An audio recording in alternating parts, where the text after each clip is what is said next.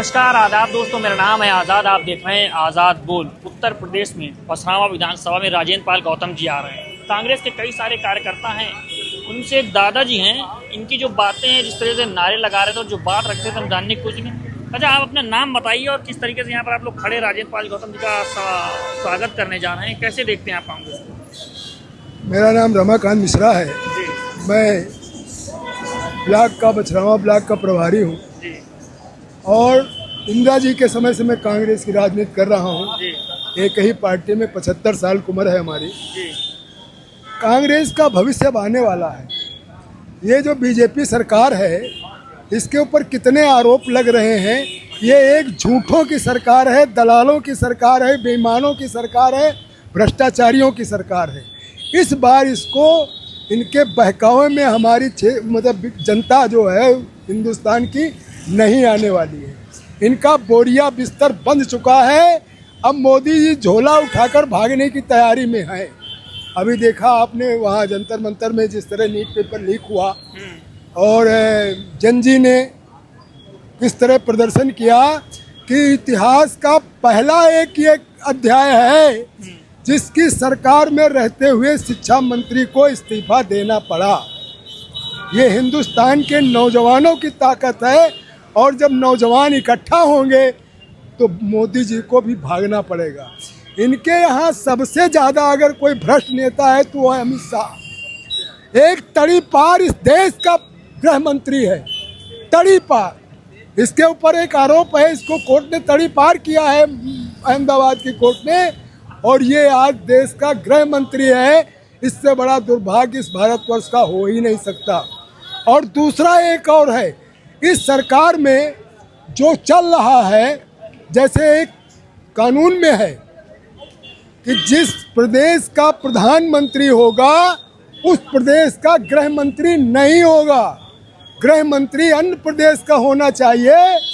मगर मोदी जी भी अमित शाह से डरते हैं, इसलिए मोदी जी की औकात नहीं है कि अमित शाह को मंत्रिपरिषद से हटा दें। इनको हटाएगी हिंदुस्तान की जनता, हटाएगी। इसको हटाएंगे अमित शाह को हिंदुस्तान के नौजवान हटाएंगे, इसको हटाएंगे लोग। आगे आम चुनाव में आने वाले 2029 के पहले ही सरकार गिर सकती है। ये एक चल रहा है प्रकरण। आप लोग खाली कहते हैं, हटती तो नहीं। जनता तो चुनाव दे रही है, वोट दे रही है। जनता वोट नहीं दे रही है। जनता अगर इनको वोट देती तो ये बैलेट पेपर से करा के देख ले। अगर इनके अम्मा बप्पा में दम हो तो ये बैलेट पेपर से क्यों नहीं कराते। और दूसरी चीज, जनता वोट नहीं देती। इस बेईमान सरकार ने, भाजपा की बेईमान सरकार ने जो है हिंदू मुसलमान का राग लापा, 15 लाख का झूठा वादा किया। किसको मिला 15 लाख? नहीं मिला। केवल एक ही प्रकरण से कि जनता के अंदर मुसलमानों का भय पैदा करो और हिंदू सनातन हो जाए, हिंदू सब एक हो जाए। एक प्रश्न है मेरा इस देश की सरकार से और इस देश की जनता से भी कि सनातन धर्म के में हम पासी के साथ नहीं खा सकते, हम चमार के साथ नहीं खा सकते। हम तो ये कहते हैं कि सबका विकास होना चाहिए, सबका साथ सबका विकास।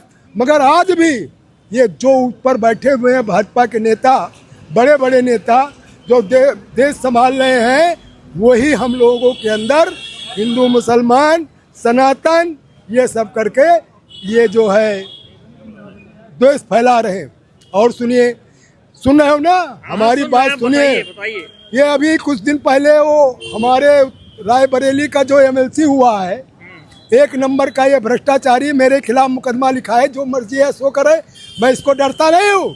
ये सोनिया गांधी, प्रियंका गांधी, राहुल, रुको यार, सोनिया गांधी, प्रियंका गांधी, राहुल गांधी के चरणों में बैठता था।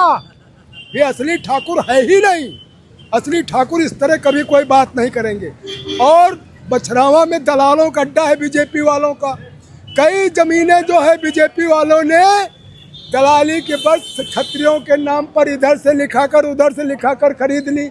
आज देश की हालत ये है कि देश बिल्कुल गर्त में जा रहा है और बीजेपी सरकार का जाना तय है, राहुल गांधी का आना तय है, कांग्रेस का आना तय है। ये सब 100% मैं आपको बता रहा हूँ।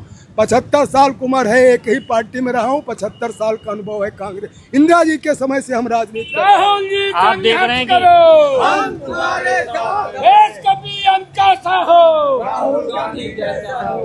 आप देख रहे हैं कि दादा की 75 साल उम्र है, इंदिरा गांधी जी के ज़माने से काम कर रहे हैं, कांग्रेस में ही है। दादा की अपेक्षाएं हैं, दादाजी को भरोसा कि कांग्रेस से सरकार आएगी, लेकिन जनता किसको चुनती है हम देखेंगे।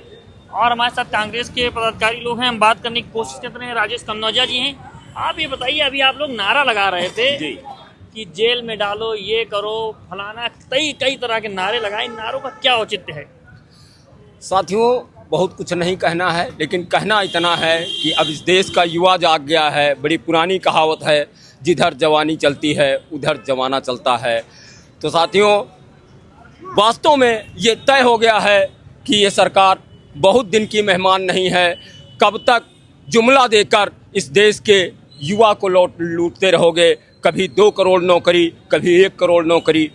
तो साथियों, जिस तरह से मोदी जी कहते थे मैं गरीब आदमी हूँ, झोला उठा के चला जाऊँगा, तो साथियों यहाँ पर मैं इस देश की जनता को ये भी अवगत कराना चाहता हूँ कि इस जुमलेबाज का झोला भी चेक कर लीजिएगा कि झोले में क्या क्या भर के भाग रहा है।